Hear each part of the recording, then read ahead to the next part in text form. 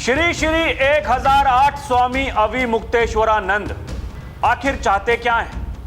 पहले योगी पर आरोप लगाए, योगी मंदिर तुड़वाता है, मूर्तियां तुड़वाता है। फिर योगी पर आरोप लगाए, योगी के प्रशासन ने हमें गंगा जी में स्नान करने के लिए नहीं जाने दिया, हमारे बटुकों को रोक लिया। फिर ये आरोप लगाए कि योगी हिंदू नहीं है, हम ये साबित कर देंगे कि योगी औरंगजेब है, हुमायूं का बेटा है। और दर्शकों फिर ये आरोप लगाए कि हम साबित कर देंगे कि योगी आदित्यनाथ, उनकी सरकार सनातन विरोधी सरकार है। पहले 40 दिनों का समय, फिर 81 दिनों का समय, और अब स्वामी जी अपनी फौज तैयार कर रहे हैं।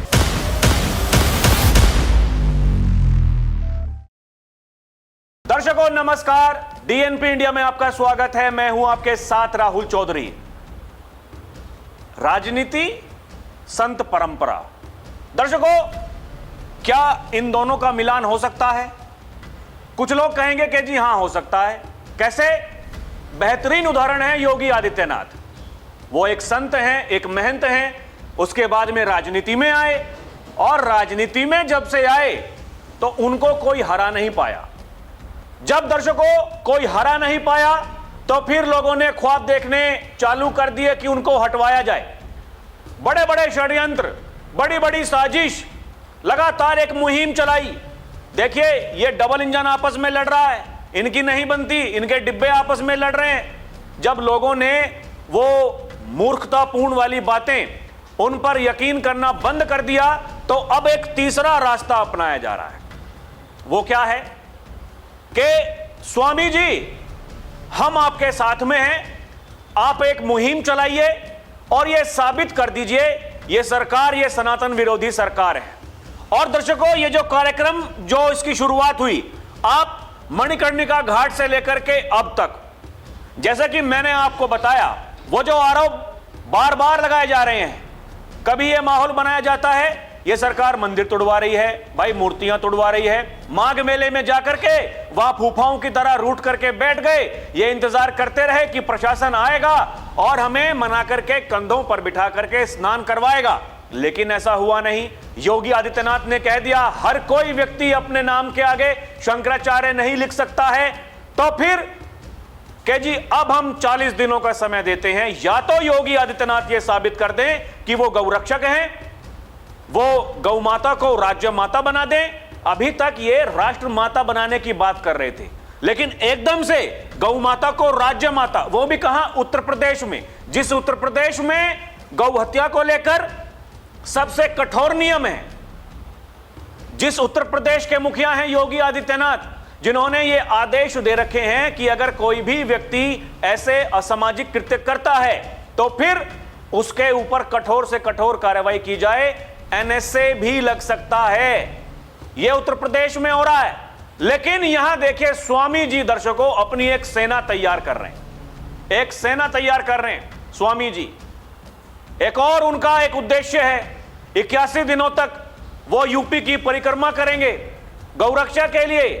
एक और अभियान चलाए थे 40 दिनों पहले, वहां लखनऊ में कार्यक्रम रखा, कहा कि जी 5000 आदमी आएंगे, 500 व्यक्ति नहीं पहुंचे। लेकिन कौन पहुंचा? अगले दिन सपा के मुखिया अखिलेश यादव उनसे बात करने के लिए पहुंचे, पूरा आश्वासन दिया। सियासी जानकार यही कह रहे हैं कि जी पूरा आश्वासन दे दिया है कि अब की बार आपका कार्यक्रम हम फेल होने नहीं देंगे। जिम्मेदारी पहले भी ली गई थी, लेकिन पता नहीं क्या हो गया, लोग वहां पहुंचे ही नहीं। फिर अगले दिन लखनऊ में भेंट होती है, पक्का एकदम तगड़े वाला आश्वासन दिया गया कि जी 81 दिनों में तो ऐसे के ऐसे कर देंगे, आप देखिए तो सही अभी हम क्या करते हैं। सोशल मीडिया पर कि जी शंकराचार्य जी के साथ में देखिए ये लोग क्या कर रहे हैं, हम उनके साथ में डटकर खड़े हैं। लगातार अखिलेश यादव, उनकी पार्टी के नेता, शंकराचार्य का अपमान, शंकराचार्य का अपमान।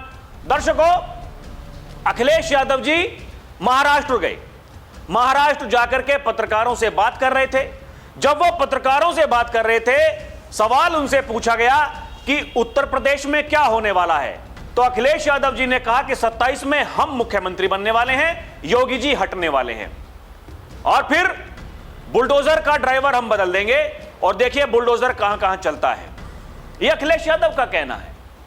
उन्होंने कहा कि आपको इस बात पर गौर करनी चाहिए कि आपके वाले वो उत्तर प्रदेश में क्या कर रहे हैं। आपके वाले कौन? संघ वाले। मतलब भाई नागपुर से संघ का दर्शकों सबको पता है, नाता है। तो ये अखिलेश यादव कह रहे थे कि जिनको महाराष्ट्र में होना चाहिए वो उत्तर प्रदेश में योगी आदित्यनाथ से मुलाकात क्यों कर रहे हैं। मोहन भागवत सरसंघ चालक, दर्शकों वो लगातार योगी आदित्यनाथ से बात कर रहे हैं। 2027 के विधानसभा चुनाव की तैयारी कर रहे हैं। योगी आदित्यनाथ जिलेवार जाकर के जो संघ के कार्यकर्ता हैं, स्वयं संघी हैं, दर्शकों वो उनसे बात कर रहे हैं, समन्वय बैठक कर रहे हैं। तो दिक्कत किसको हो रही है? दिक्कत हो रही है अखिलेश यादव को। अभी 3 दिन पहले मथुरा में जो आपने देखा, एक अफवाह के कारण वहां भ्रम फैलाया गया और जो खुद को बड़े गौरक्षक कहते हैं वहां जाकर के उपद्रव करने लगे। जब पुलिस ने उनके ऊपर लठ बरसाया तब जाकर के जो जाम उन्होंने वहां पर लगा के रखा था वो जाम खुला। उस पर स्वामी अभिमुक्तेश्वरानंद ये कहने लगे कि नहीं, ये तो जानबूझकर किया गया है, सरकार छुपा रही है। वहां अधिकारी लगातार ये कह रहे थे, लगातार उनके बयान आ रहे थे, ये एक सड़क दुर्घटना है। उसके बावजूद दर्शकों ऐसे ऐसे लोग, आप देखिए क्यों ना इनके तार जुड़े हैं, उस पर शक करना चाहिए। अखिलेश यादव, उनकी पार्टी के नेताओं ने कहा यह सब इसलिए हुआ क्योंकि पुलिस निकम्मी है। अखिलेश यादव की पार्टी के नेता आईपी सिंह वो इस बात को कह रहे थे। अखिलेश यादव ये कह रहे थे ये सब कुछ इसलिए हो रहा है क्योंकि सरकार पुलिस वालों से अपना काम करवाती है, वो जनता के काम नहीं कर रहे हैं। स्वामी अभिमुक्तेश्वरानंद, जब पत्रकारों ने उनसे सवाल पूछा तो स्वामी जी कहने लगे नहीं नहीं नहीं नहीं भाई, ये तो जानबूझकर किया गया है। वो जो फरसे वाले बाबा थे, वो जो गौ हत्यारे, उन्होंने ही उनकी जान ली है। आप देखिए ये सरकार का क्या स्टैंड है। दूसरी तरफ स्वामी जी वो विपक्षी भाषा क्यों बोल रहे हैं?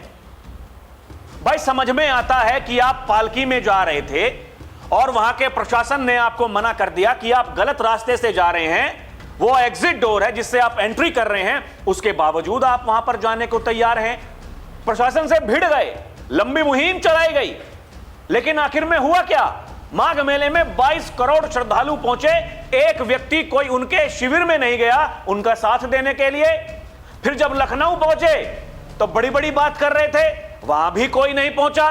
फिर 81 दिनों का समय दिया गया कि जी हम यूपी की परिक्रमा करेंगे, जहां इनको पता है कि वहां सबसे ज्यादा ये काम होते हैं जिन राज्यों में गाय को लेकर दर्शकों ये बड़े गौरक्षक बन रहे हैं। तो ये केरला, तमिलनाडु, ये वहां क्यों नहीं चले जाते हैं?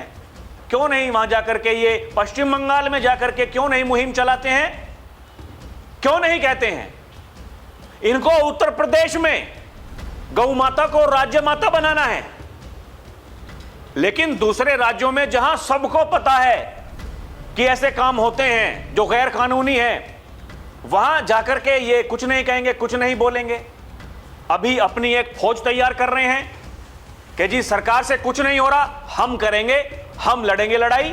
वो लड़ाई लड़ते लड़ते इनके गुरुजी इस दुनिया में नहीं रहे, जिन पर पहचान का संकट था। फिर इन्होंने कहा कि जी हम हैं शंकराचार्य, साधु संत नहीं मानते, सुप्रीम कोर्ट नहीं मानता। दर्शकों योगी बाबा भी नहीं मानते, वो भी ये कहते हैं कि ये अपने नाम के आगे लिखवाने से कोई शंकराचार्य नहीं बनता है।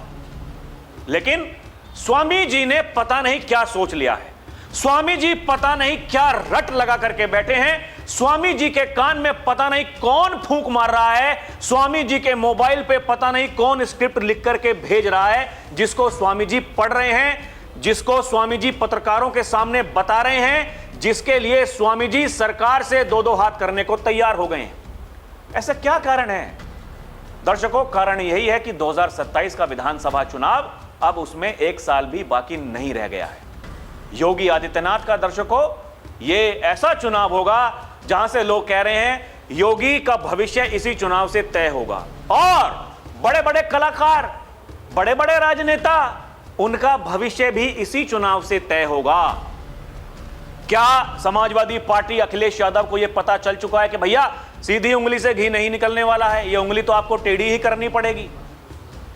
क्या इसीलिए वो स्वामी जी जिनका कभी सिर खोल दिए थे, जिन पर लठ बरसाए थे, आज वो स्वामी जी शंकराचार्य जी बन गए हैं? आज ये फौज उनके साथ में है। दर्शकों, ये देखिए, ये कहानी को आप समझिए, कहानी बड़ी खतरनाक है। 2.18 लाख सैनिकों की चतुरंगिणी सेना बनाएंगे। काशी में कहा गाय शास्त्र मंदिर की रक्षा करेंगे तथा कथित शंकराचार्य स्वामी अविमुक्तेश्वरानंद। शंकराचार्य ने बनाई चतुरंगिणी सेना, रोको टोको ठोको का दिया नारा। यह देखिए इनकी भाषा है, रोको टोको और ठोको। ये कानून को अपने हाथ में लेंगे, सेना बना रहे हैं।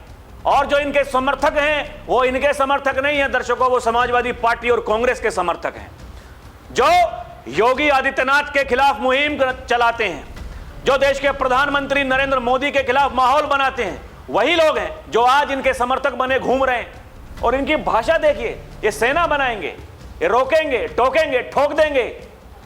मजाक समझ रखा है। उत्तर प्रदेश की गद्दी पर कौन बैठा है, क्या ये भूल गए क्या? और कितने मौलाना धमकी देते हैं दर्शकों, और सारे के सारे मौलाना वो जो मुगालते में थे उनकी बुद्धि ठीक हो गई।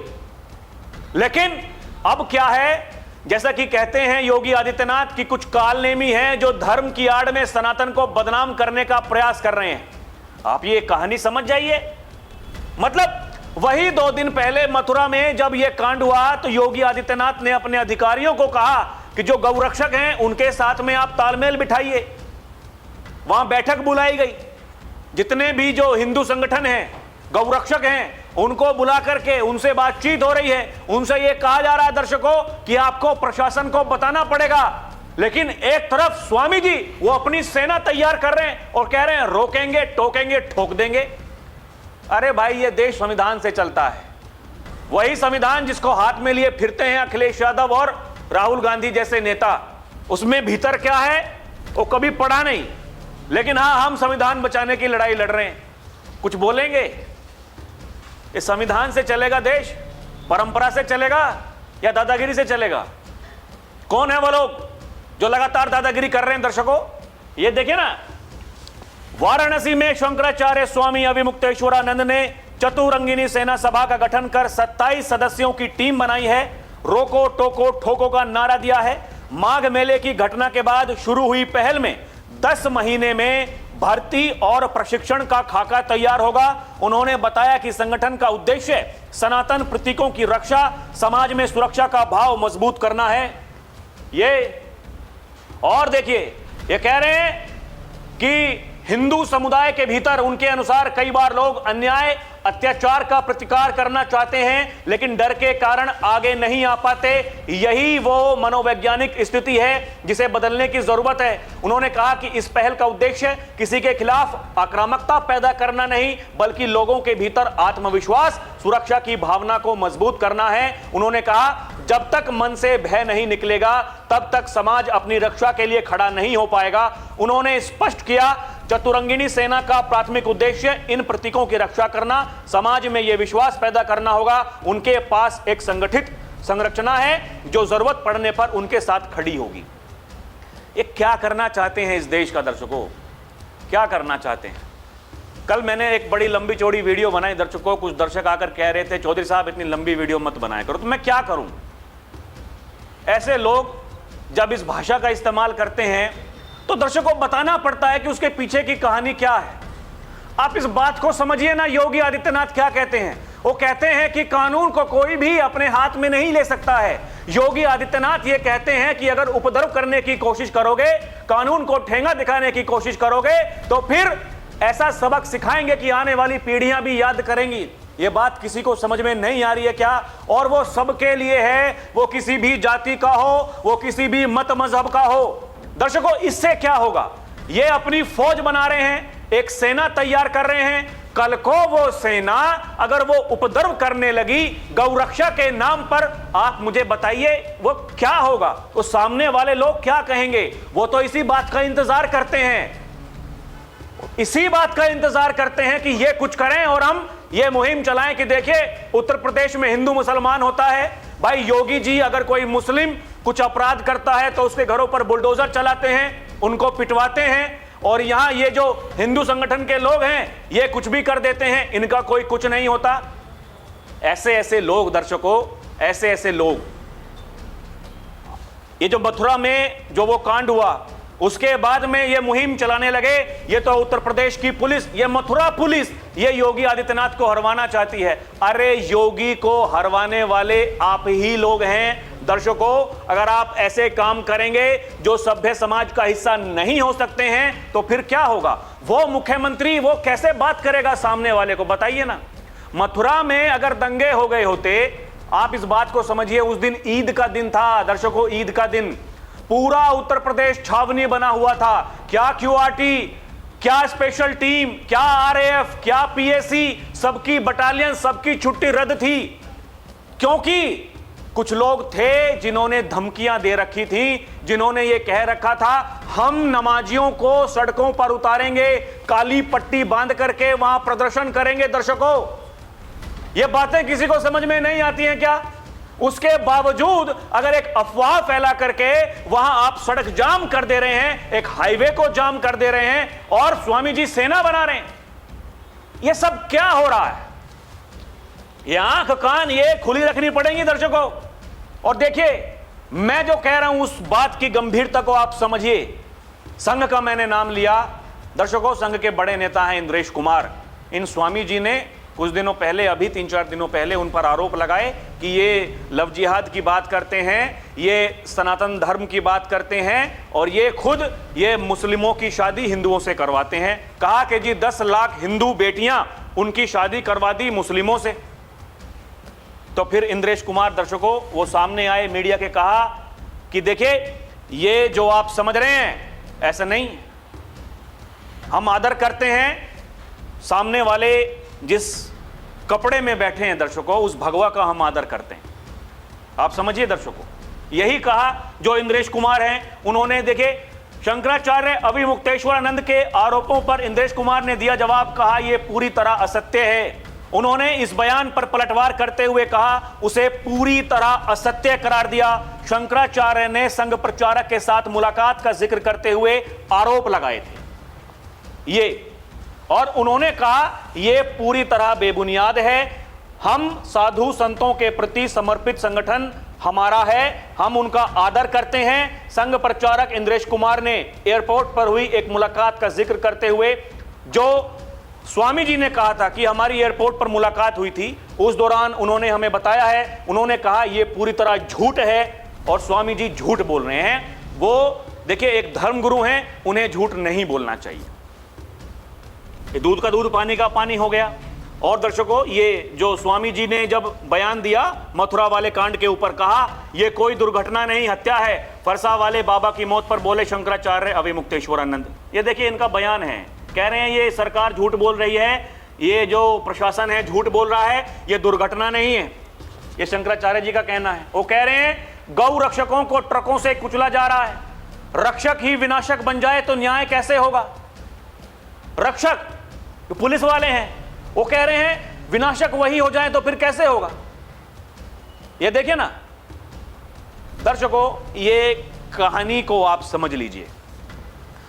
प्रशासन बुरा लगता है क्योंकि वो स्वामी जी को टोकता है कि जी आप गलत काम कर रहे हैं।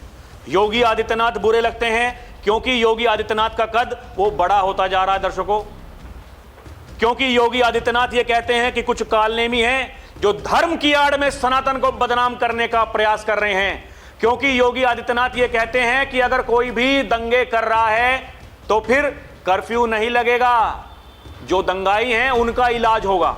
इसलिए योगी आदित्यनाथ बुरे लगते हैं, इसलिए ये फौज तैयार की जा रही है दर्शकों, फौज। कहानी को समझिए दर्शकों, कहानी को समझिए।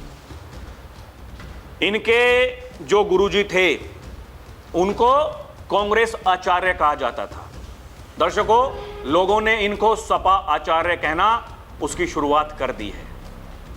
ये फोन पर बात करते हैं अखिलेश यादव से, ये मिलते हैं अखिलेश यादव से। ये अखिलेश यादव जी के पिताजी जो इस दुनिया में नहीं हैं, वहां माघ मेले में उनके नाम पर एक शिविर लग रहा था, वहां जाकर के प्रसाद बांटते हैं। ये कोई छोटी बात नहीं है। समाजवादी पार्टी के समर्थक आज वो शंकराचार्य जी जो अपने नाम के आगे लिखवाते हैं उनके समर्थक बन गए हैं। कहानी को समझिए दर्शकों, कहानी को समझिए। आपको क्या समझ में आता है हमें कमेंट करके बताएं। अभी के लिए इतना ही। आप देखते रहें डीएनपी इंडिया, हर खबर भरोसे के साथ। नमस्कार, जय हिंद।